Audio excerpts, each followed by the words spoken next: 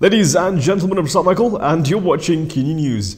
We're used to seeing BN MPs engage in shouting matches with Rahman MPs, but I don't think you've ever seen BN MPs take on each other, quite like you're about to see. The reason for the quarrel may upset you too. Gambar anak aku sakit, viral kata aku nak lompat balik. Mana kamu dah? Apa? Dia gambar you keluar kenapa?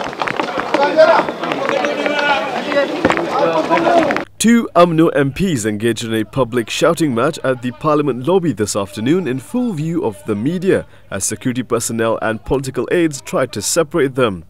The confrontation took place after Kuala Krau MP Ismail Muhammad approached Pasir Salak MP Tajuddin Abdul Rahman over photographs of his daughter which Tajuddin had circulated. Ismail complained that Tajuddin had painted him as organising a gathering to support another leader, when in fact he was bringing his friends to see his sick daughter. Gambar kawan-kawan saya pergi ziarah anak saya, dijadikan isu kata saya buat apa tu pakatan untuk menyokong seseorang pemimpin yang lain. Mana boleh, tak betul. Mana boleh macam tu. After Ismail left the scene, Tajuddin returned to the lobby to speak to the media. Apa dia tu? Ini misunderstanding between friends. Buat apa nak elaborate lagi? Alah. Kalau cerita hal rumah tangga you. Berlaku di lobi tu. Di lobi mana pun misunderstanding. Dahlah. Pergi makan. Lagi.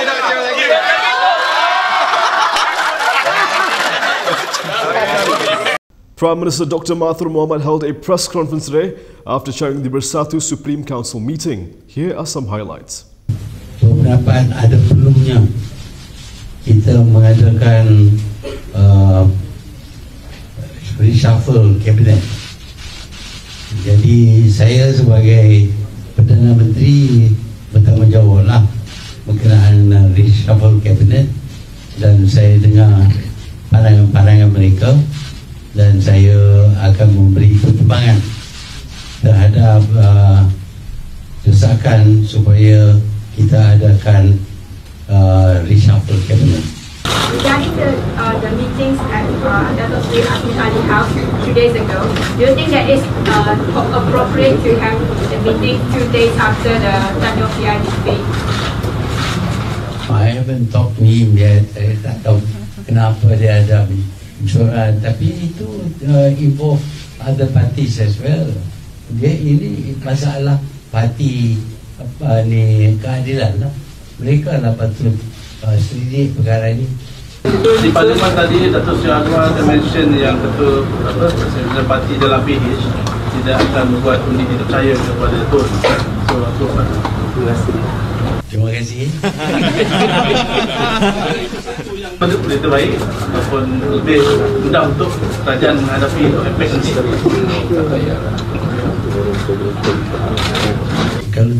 Kalau nak buat apa-apa buatlah, bebas. Kita bebas. We are a democratic party, democratic nation. You can move a vote of non-confidence or you can move a vote of confidence.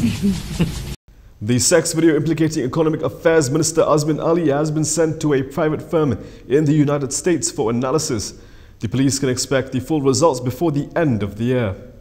Kita telah mengenal pasti dan kita telah melantik pakar daripada luar negara tersebut untuk membuat analisa tentang ketulinan video tersebut dan juga proses pengancaman wajah bagi mengenal pasti individu yang terlibat. Okey. Dan seperti mana yang saya nyatakan tadi, laporan analisa tersebut akan dirujuk kepada pihak agensi setelah kita terima nanti.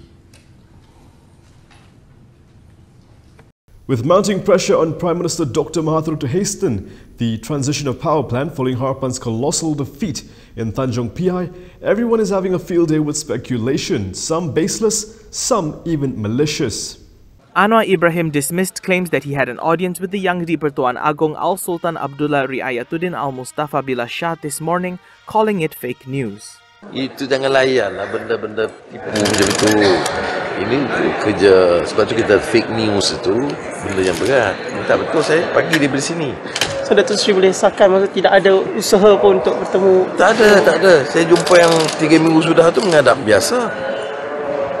Itu pun kita viral dalam Facebook. Anwar also rubbished claims that he is behind a plot to move a motion of no confidence against Dr. Mahathir in Parliament. Yang bangkit undi tak percaya tu puaknya nak buat undi je. Tak bangkit pun. Takkanlah saya tak tahu. Saya hubungi Tajuddin, Mak Sabu, Kisiang tu Guanding hampir setiap selang hari tak bangkit pun. When quizzed further on who was behind spreading such claims, Anwar offered a clue. Ada lagu Piramli itu di pinggiran air terjun. Okey. Baik. Di pinggiran air terjun mana? Lagu Piramli di Google tengoklah. Ada. Tak dengar kan? Benar. Jadi tak dengar lagi. On Monday night, PKR Deputy President Azmin Ali held a meeting with more than 20 UMNO lawmakers, which fueled rumour mills of a possible realignment of political forces. Despite Mahathir and Anwar's repeated assurances that their succession plan would proceed as agreed, speculation has been rife that the Premier preferred Azmin to replace him. Imagine being a teacher walking into an empty classroom. Dewan Rakyat Speaker Mohamed Yusuf knows what that feels like. But instead of students, we're talking about people you and I voted for to represent us in the House. There are 222 elected representatives in Dewan Rakyat, but only 24 were in their seats this morning. The Dewan Rakyat was off to a false start this morning after the House realised there weren't enough MPs present.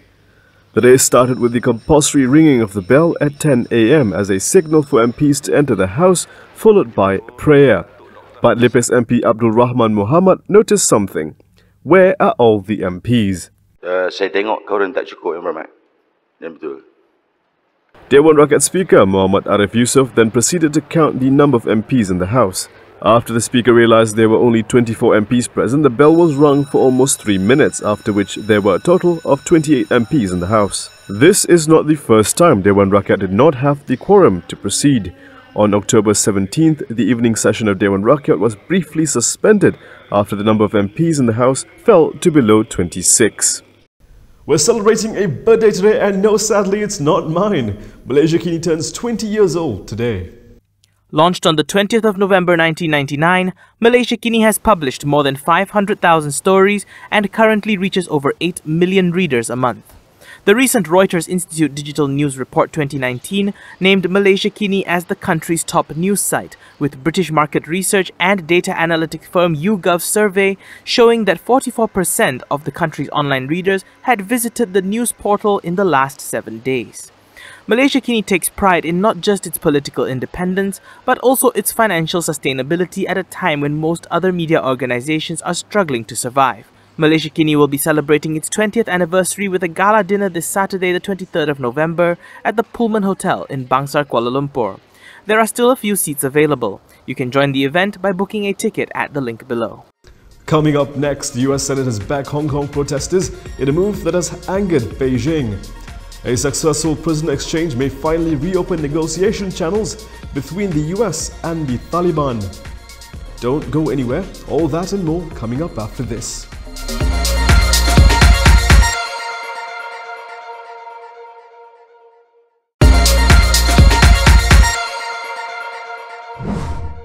The US Senate unanimously passed a bill on Tuesday aimed at supporting protesters in Hong Kong and warning China against a violent suppression of the demonstrations. China, meanwhile, rebukes the legislation. The bill passed on Tuesday would require the US State Department to certify annually whether Hong Kong remains sufficiently autonomous from Beijing to justify special trade privileges. The second bill, also passed without opposition, bans the export of certain munitions to the Hong Kong police force. These items include tear gas, rubber bullets and stun guns. The legislation comes at a difficult time for US President Donald Trump, as his administration is trying to complete the first phase of a long-awaited trade deal with China. Vice President Mike Pence said that it would be tough for the US to sign a trade agreement if the demonstrations in Hong Kong are met with violence. Meanwhile, China's Ministry of Foreign Affairs summoned a US embassy official to raise strong objections about the bill.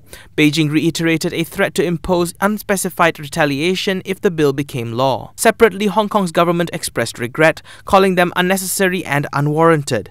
A government spokesperson said it would harm the common interests between the US and Hong Kong. Also in Hong Kong, the last band of anti-government protesters trapped inside the besieged Hong Kong University are now facing dwindling options, with police outside appeared to be ready to simply wait them out. There are just several dozens of protesters remaining inside the Hong Kong Polytechnic on Wednesday.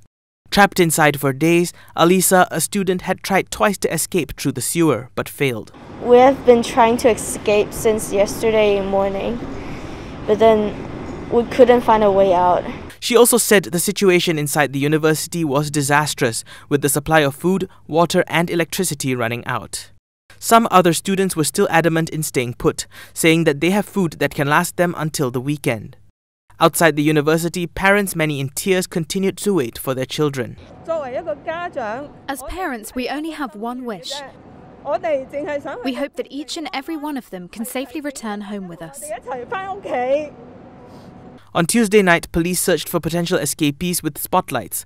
They also tightened barricades in the streets surrounding the university. Hong Kong police have made more than 5,000 arrests since the citywide protests escalated in June.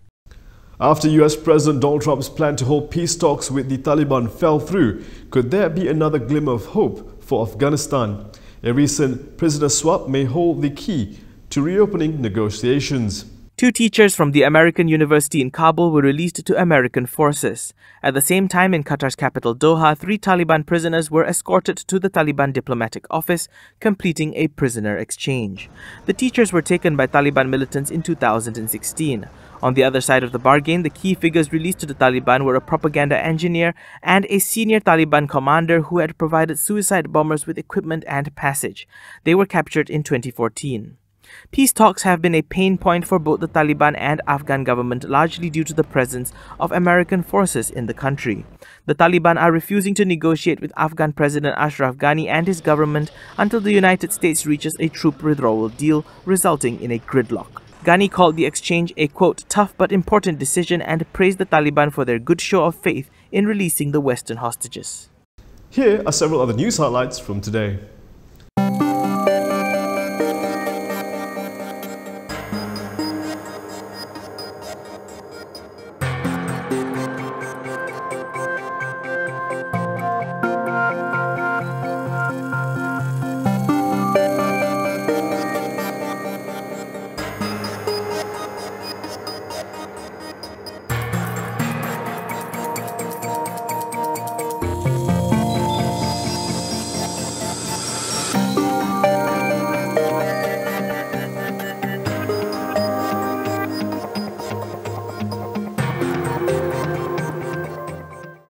And that is all from us today. For more stories, you can go to KiniTV.com. You can also follow us on Instagram, Twitter, YouTube and Facebook for the latest news updates. I'm Prasad, thank you for watching. But before we go, we leave you with some stunning visuals of the discovery of a new cluster of massive sinkholes in South China.